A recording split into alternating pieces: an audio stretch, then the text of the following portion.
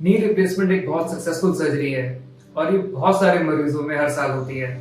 इस वीडियो में हम बात करेंगे घुटना बदलने के बाद पेशेंट की रिकवरी किस स्टेज में होती है और पेशेंट को ऑपरेशन के बाद क्या एक्सपेक्ट करना चाहिए।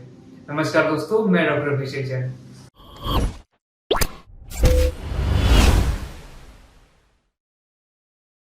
दोस्तों, नी रिप्लेसमेंट के ऑपरेशन को नी रीसरफेसिंग का ऑपरेशन भी बोला जाता है। हमारे घुटने में जब कार्टिलेज खराब हो जाता है तब हम नी रिप्लेसमेंट का ऑपरेशन एडवाइस करते हैं। इस ऑपरेशन में हम कार्टिलेज वाली सरफेस को हटा देते हैं और ऊपर वाली बोन और नीचे वाली बोन पे हम कैप लगा देते हैं। इन दोनों कैप के बीच में एक बहुत ही अच्छी क्वालिटी का प्लास्टिक होता है जिसको पॉली बोलते हैं, वो लगता है। इस पॉली पर सारी मूवमेंट्स होती है। ऑपरेशन से पहले मरीज का पूरी बॉडी का चेकअप होता है जिसमें ब्लड टेस्ट, ईसीजी, एक्सरे कराए जाते हैं। किसी किसी पेशेंट्स का तो इको भी होता है। इन सारे टेस्ट की रिपोर्ट्स आने के बाद पेशेंट्स को एक एनेस्थेटिस्ट चेक करते हैं। एनेस्थेटिस्ट यानी बेहोशी वाले डॉक्टर। उनकी फिटनेस के बाद ही मरीज को ऑपरेशन की डेट दी जाती है। यानी अगर पेशेंट पूरी तरह ऑपरेशन के लिए फिट है तभी ऑपरेशन करा जाता है। अगर मरीज के एक घुटने का ऑपरेशन है तो अस्पताल में 3 से 5 दिन का स्टे होता है और अगर मरीज के दोनों घुटने बदले जा रहे हैं तो हॉस्पिटल स्टे करीबन 6 से 7 दिन का होता है। तो जिस दिन मरीज का ऑपरेशन होता है, ऑपरेशन के बाद हम मरीज को रेस्ट के लिए बोलते हैं। आहिस्ता आहिस्ता हम मरीज को खाना खिलवा देते हैं। खाने से पेशेंट की रिकवरी फास्ट हो जाती है।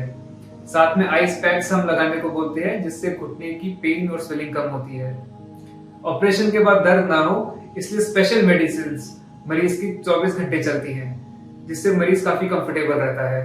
पहले दिन पेशेंट का रेस्ट में चला जाता है। ऑपरेशन के अगले दिन यानी दूसरे दिन हम पेशेंट की फिजियोथेरेपी या एक्सरसाइज स्टार्ट करा देते हैं। हमारा मेन फोकस होता है मसल की स्ट्रेंथनिंग करना। जिस घुटने में इतने सालों से आर्थराइटिस है उस घुटने के आसपास मसल्स काफी वीक हो जाती हैं, तो एक्सरसाइज से मसल स्ट्रेंथ कराना हमारा मेन एम होता है। मरीज की दवाइयां कंटिन्यू रहती हैं, बर्फ से सिकाई कंटिन्यू रहती है। अगर पेशेंट कंफर्टेबल होता है तो हम पेशेंट को चलवा भी देते हैं। ऑपरेशन के 2 दिन बाद पेशेंट लगभग काफी कंफर्टेबल हो चुका होता है। हम इस दिन पेशेंट की पहली ड्रेसिंग करते हैं। ड्रेसिंग लाइट हो जाती है, बहुत ही पतली सी ड्रेसिंग लग जाती है। पेशेंट को हम वॉकर से कमरे के अंदर, कॉरिडोर में और वॉशरूम तक ले जाते हैं। पेशेंट को इंग्लिश सीट पे बिठा देते हैं। हमारी कोशिश रहती है डिस्चार्ज होने से पहले पेशेंट पूरी तरह से कंफर्टेबल हो जाए। ऑपरेशन के 3 दिन बाद पेशेंट मेजरली बहुत ही कंफर्टेबल होते हैं, आराम से चल फिर रहे होते हैं, एक्सरसाइज कर रहे होते हैं। उनकी दवाइयां भी काफी हद तक कम हो चुकी होती हैं। अगर मरीज का एक घुटने का ऑपरेशन हुआ है तो हम इस दिन या मैक्स टू मैक्स 1 दिन और में हम पेशेंट को डिस्चार्ज कर सकते हैं।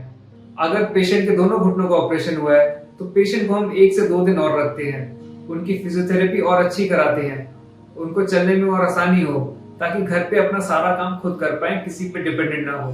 जब हम मरीज को डिस्चार्ज करते हैं तो डिस्चार्ज में कुछ बेसिक मेडिसिन होती हैं, पेन की या हो सकता है एंटीबायोटिक हो, एसिडिटी की, कैल्शियम, विटामिन्स। घर पे पेशेंट की फिजियोथेरेपी कंटिन्यूड रहती है। पेशेंट को हम 3 से 4 दिन बाद बुलाते हैं और इस फॉलोअप पे पेशेंट की दूसरी ड्रेसिंग होती है।